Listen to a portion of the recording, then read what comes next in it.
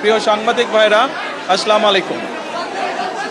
আপনাদেরকে এবং আপনাদের মাধ্যমে প্রিয় দেশবাসীকে আমি আবারও আজকের পবিত্র ঈদুল ফিতরের ঈদ শুভেচ্ছা জানাচ্ছি। ঈদ মোবারক।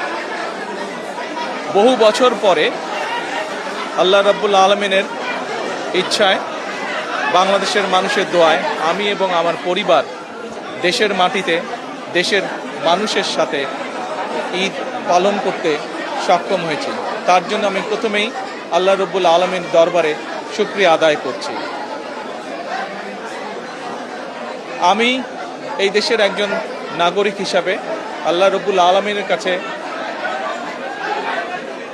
দোয়া করি যেন আল্লাহ আমাদেরকে সেই রহমত দেন। আজ এই ঈদে বাংলাদেশের মানুষ যতটা নির্বিঘ্নে বা যতটা শান্তিতে ঈদ উদযাপন করতে সক্ষম হয়েছে, ইনশাল্লাহ ভবিষ্যতের ঈদগুলোতে যেন আরও বেশি শান্তিপূর্ণভাবে আমরা ঈদ উদযাপন করতে সক্ষম হই, দেশের সকল শ্রেণী পেশার মানুষকে সাথে নিয়ে। একই সাথে আসুন এই ঈদে আল্লাহ রাব্বুল আলামিনের কাছে আমরা রহমত চাই, যেন আল্লাহ আমাদেরকে সেই রহমত দেন যাতে করে আমরা বাংলাদেশের মানুষের সেই প্রত্যাশিত সেই বাংলাদেশকে ধীরে ধীরে গড়ে তুলতে পারি। আজকের এই ঈদের দিনে দেশবাসীর কাছে আমি দোয়া চাই। একই সাথে দেশবাসীর কাছে আমি অনুরোধ জানাবো যে আপনাদের সহযোগিতা যদি থাকে, ইনশাল্লাহ আপনাদের এই নির্বাচিত সরকার দেশকে আপনাদের চাওয়া অনুযায়ী দেশ গঠনের কাজে সর্বোচ্চ শক্তি দিয়ে চেষ্টা চালিয়ে যাবে।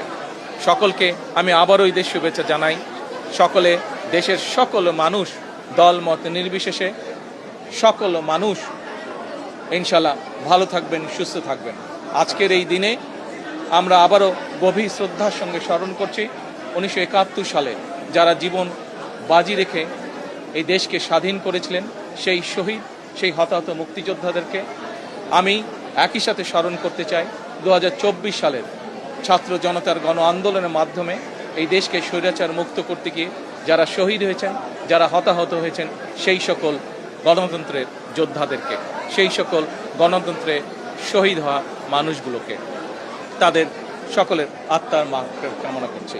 সকলকে আবারও ঈদের শুভেচ্ছা। ঈদ মোবারক। আসসালামু আলাইকুম।